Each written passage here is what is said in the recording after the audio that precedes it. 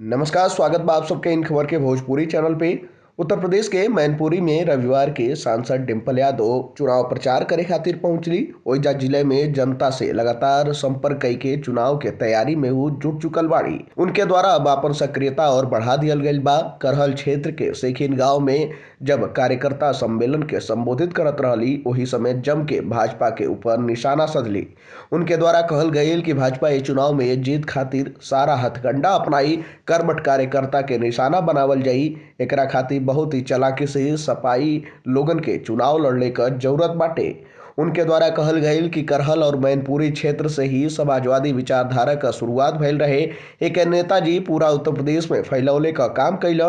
उनके द्वारा लोगन से भावुक अपील करत हुए कहल गईल कि करहल क्षेत्र के लोग ही नेताजी के साथ कंधा से कंधा मिला के चलने का काम कैले बा और ये बार भी सपा की वोट देके संविधान के बचावले में सहयोग करे लोग। उनके द्वारा कहल गईल कि भाजपा पूंजीवादी पार्टी रहल बा।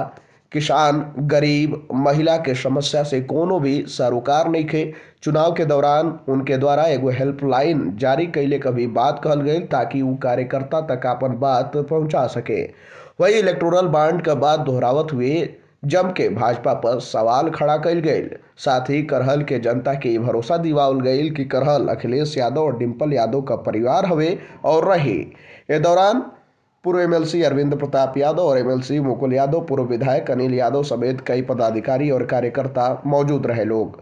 आप सबको बता दें कि मैनपुरी से ही एक बार फिर डिंपल यादव प्रत्याशी बाड़ी और अब चुनावी प्रचार प्रसार हेतु जमीन पर अब उतर गई बाड़ी। लगातार बीते 3 दिन से मैनपुरी के लोकसभा क्षेत्र के अलग अलग इलाका में जाके जनता से मुलाकात कर रहल बाड़ी और संबोधित भी कर रहल बाड़ी।